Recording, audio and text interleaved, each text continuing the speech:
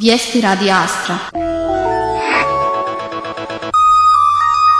Ministri spoljnih poslova Kosova i Albanije Enver Hodxha i Dimitar Bušati potpisali su juče sporazum o otvaranju zajedničkog konzulata, a prvi će uskoro početi da radi u Milanu i Kamberi, saopštilo je Ministarstvo spoljnih poslova Kosova. Napravit ćemo i korak dalje od ove dvije zemlje i brzo ćemo vidjeti u kojim još zemljama možemo imati zajedničke konzularne službe, kazao je Hodxha. On je dodao da je pored diplomatske ekonomska saradnja u fokusu odnosa između Kosova i Albanije. Albanija je za nas važan partner u regionalnoj saradnji i danas smo razgovarali o tome kakva nam je podrška Albanije potrebna za uključenje Kosova u neke od važnih regionalnih organizacija, kazao je Hodxha. Vlada Kosova će brzo, kako je najavio, donijeti odluku o učešću u fondu za izgradnju porodilišta u Preševskoj dolini. Bušati je juče boravio u posjeti Kosovu i kazao je da se Albanija zalaže za stratešku saradnju sa Kosovom, koja je u funkciji stabilnosti i regionu i evropskih integracija. Kao članica NATO-a tražili smo i tražit ćemo uspostavljanje institucionalnih odnosa između NATO-a i Kosova, onako kako to radi Evropska unija, bez obzira na proces priznanja, rekao je šef diplomatije Albanije. Specijalni tužilac Evropske unije Clint Williamson insistira na tome da se ne odlaže formiranje suda za ratne zločine UČK-a, ali prištinske vlasti uz podršku dijela međunarodne zajednice protive se prijedlogu da taj sud bude van Kosova. Zamjenik srpskog tužioca za ratne zločine Bruno Vekarić uvjeren je da će to pitanje biti riješeno između juna i novembra. Kako je navela beogradska televizija B92, tim američkog tužioca Williamsona, koji u cijelom regionu vodi istragu o zločinima UČK od 1998. do 2000. godine, saslušao je više od 400 svjedoka.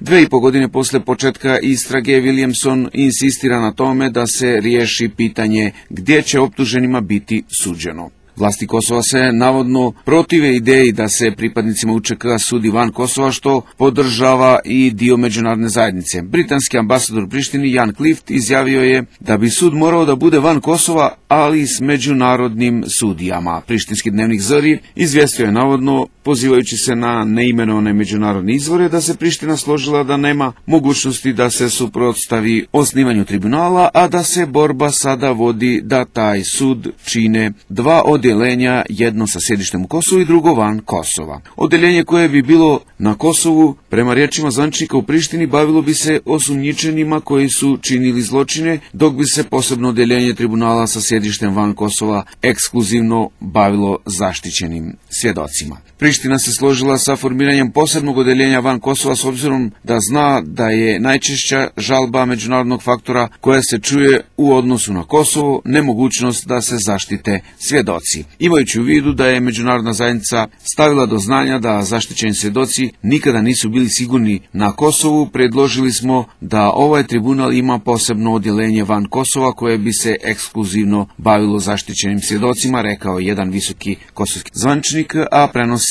Zari. Ipak, kako saznaje list, ovaj prijedlog Kosova nije naišao na podršku velikog dijela međunarodnog faktora. Ni sama Evropska unija nije jednoglasna vezana za prijedlog o tribunalu, kao nečem što može odvesti ovo pitanje u Ujedinjenim nacijama. Za sada je samo Velika Britanija protiv osnivanja tribunala o mogućim zločinima UČK-a. Njemačka navodi problem finansiranja tog tribunala, dok Španija strahuje da ako se prihvati osnivanje tribunala, to znači priznanje državnosti Kosova, dodaje Zari. Amerikanci se pak ne suprotstavljaju osnivanju tribunala, već žele što hitnije pronalaženje rješenja, jer će u suprotnom tribunal biti osnovan od strane Ujedinjenih nacija. Prištinski analitičar Behlul Bečej kaže za beogradski B92 da bi osnivanje suda značilo da ima još odgovornih za ratne zločine koji su na slobodi, ali da bi mogao da bude i sredstvo pritiska međunarodne zajednice na kosovske lidere. Mislim da nam takav sud ne treba, što ne znači da se ne treba baviti navodima o ratnim zločinima, ali time mogu da se bave domaći sudovi bez obzira na složenost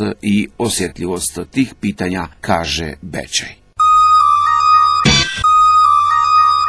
Predsjednik Prizrenske opštine Ramadan Muja, koji je prekjuče optužen za uslovnu kaznu zatvora zajedno sa još 6 njegovih saradnika, na jučerašnjoj konferenciji za štampu istakao je da neće podneti ostavku do konačne pravosnažne odluke Vrhovnog suda. Sa pravim informacijama sledi prilog našeg novinara Refki Alije.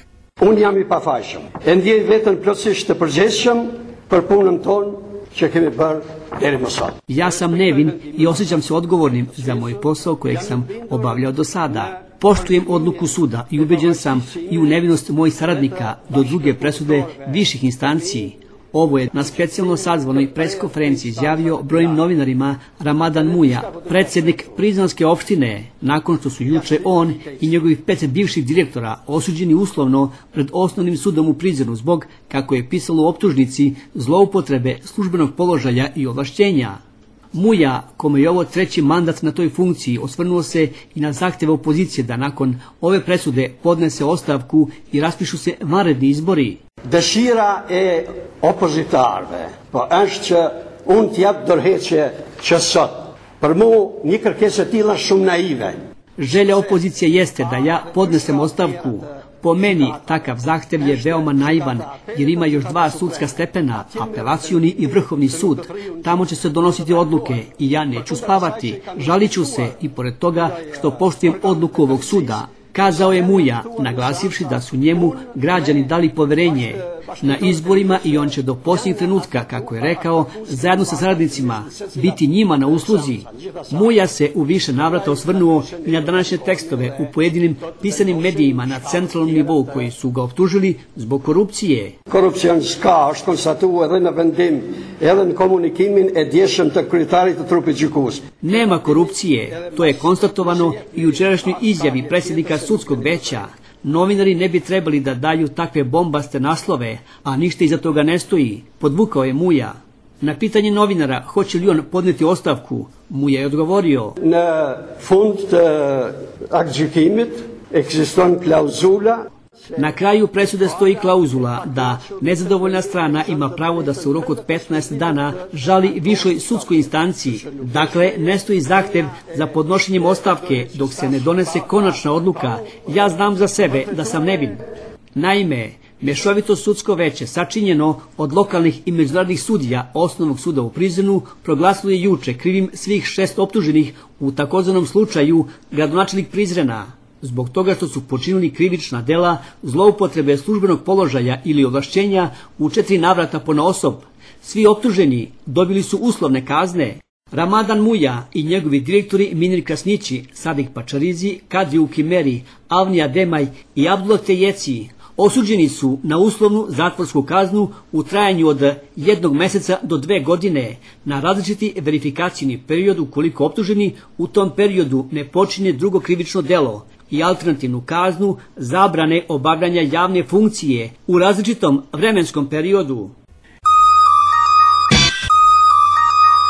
I na kraju vremenska prognoza. Danas će biti pretežno sunčano I toplo vrijeme sa temperaturama koje će se kretati u Župskom kraju od 9 do 13 stepeni Celzijusa, u Prizrenu maksimalna do 18 stepeni. Za vikend vrijeme je slično današnjem.